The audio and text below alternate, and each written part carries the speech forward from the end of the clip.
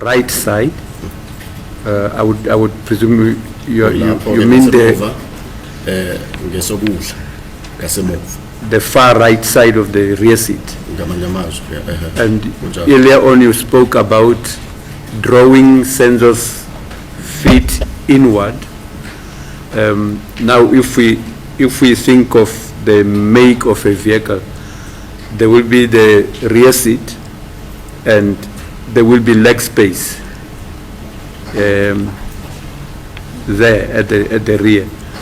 And when you say you drew sensor's feet inward, did you draw them as far as no longer being on the rear side, on the rear seat, or on the rear part, on the rear right part of the vehicle, or were they still there?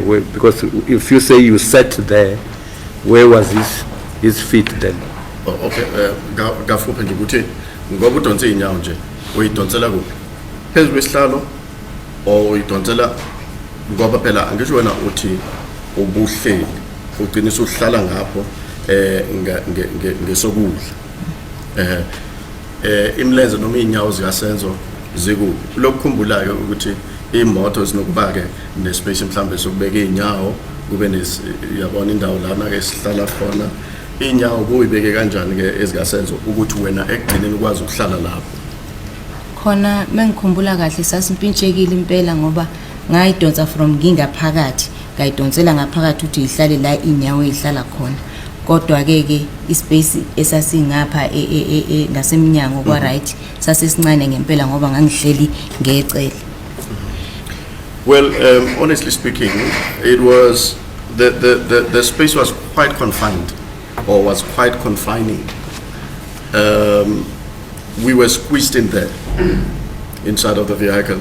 Even the space that I am referring to, the space where I sat at, it was so small that I only sat on the side. Okay.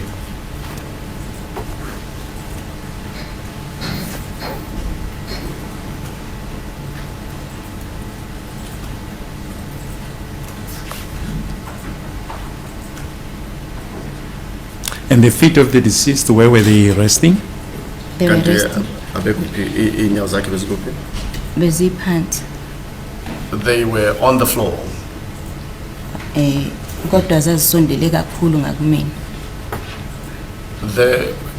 Though they were on the floor, the inclination of their feet were on my side. And his torso? Umzimba wawungemuva nje ulele kanjani.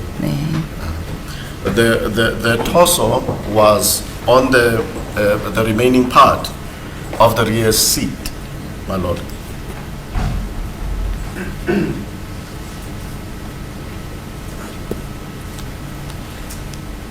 Yes. You mentioned that your sister Kelly Khumalo occupied the driver's seat. Were there any other occupants in the vehicle? Uthi ukelly behleli esihlalweni somshayeli babe khona nje abanye abantu ngaphandle labantu sokhulume ngabo ngaphakathi emotweni. Yebo, emotweni kwakukhona utumelo. Yes, there were other occupants. There were other occupants.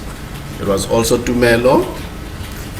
Kuphinde kube khona umthokozisi. And then there was umthokozisi. Noma ngeke ngikhumbule ukuthi sasihleli silandelana kanjani kodwa sasikhona sonke emotweni. Even though I cannot tell the positioning of our occupation or occupancy of the vehicle, but what I can recall is that we were all occupants in that vehicle.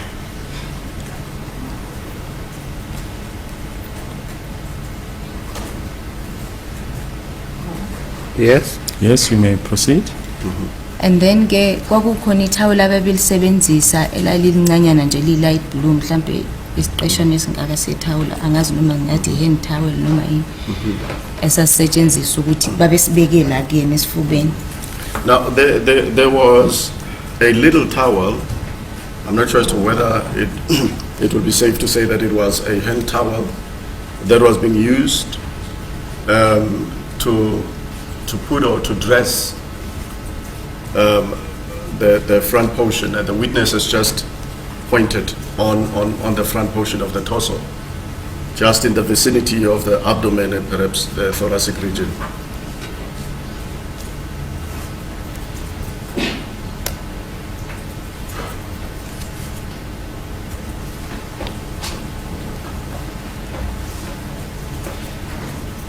Yes? Yes, and what was the purpose thereof? Is bekuyini inhloso?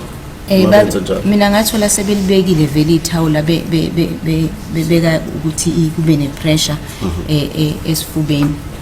I found that the towel had already been placed there, just to compress or to give some compression of the chest with it.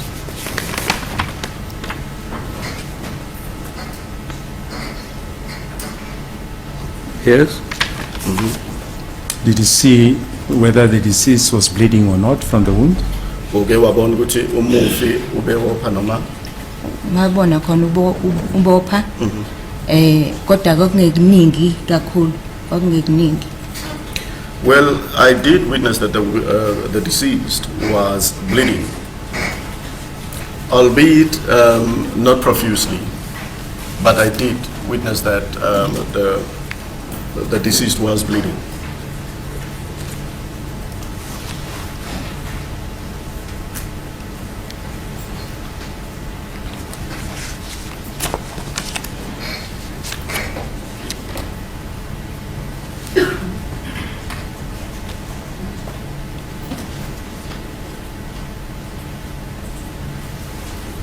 Yes, you may proceed. Ungaqhubeka? And then ke njengoba sasilapha ngaphakathi sasilokhu sishintshana ke ukusiza ukuthi sibeke pressure embobeni le ayilapha. Now, all of us who were occupying that vehicle, we were taking turns to compress on the wound. That is where, the towel was.